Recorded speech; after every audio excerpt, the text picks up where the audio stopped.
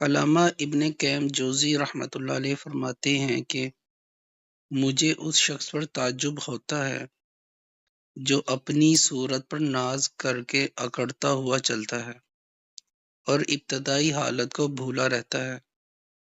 انسان کی ابتدا تو وہ لقمہ ہے جس کے ساتھ پانی کا ایک گھونٹ ملا دیا گیا ہو۔ اگر تم چاہو تو یہ کہہ لو کہ روٹی کا ایک ٹکڑا جس کے ساتھ کچھ پھل ہوں، گوشت کی ایک بوٹی ہو، دودھ کا ایک پیالہ ہو، پانی کا ایک گھونٹ اور ایسی ہی کوئی چیز اور بھی ہوگی۔ ان سب کو جگر نے پکایا تو اس سے منی کے چند قطرے بنے جو مرد کے فوطوں میں ٹھہرے۔ پھر شہوت نے ان کو حرکت دی تو ماں کے پیٹ میں جا کر ایک مدت تک رہے، یہاں تک کہ صورت مکمل ہوئی۔ پھر اس بچہ کی شکل میں نکلے جو پیشاب کے کپڑوں میں لتھڑتا ہے۔ یہ تو اس کی ابتدا ہے، اب انتہا یعنی انجام دیکھو۔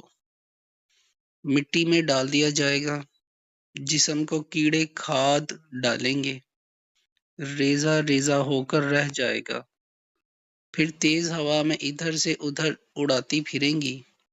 جبکہ اکثر یہ ہوتا ہے کہ بدن کی مٹی نکال کر دوسری جگہ منتقل کر دی جاتی ہے، پھر مختلف حالات میں بدلتی رہتی ہیں، یہاں تک کہ ایک دن لوٹے گی اور اکٹھا کی جائے گی۔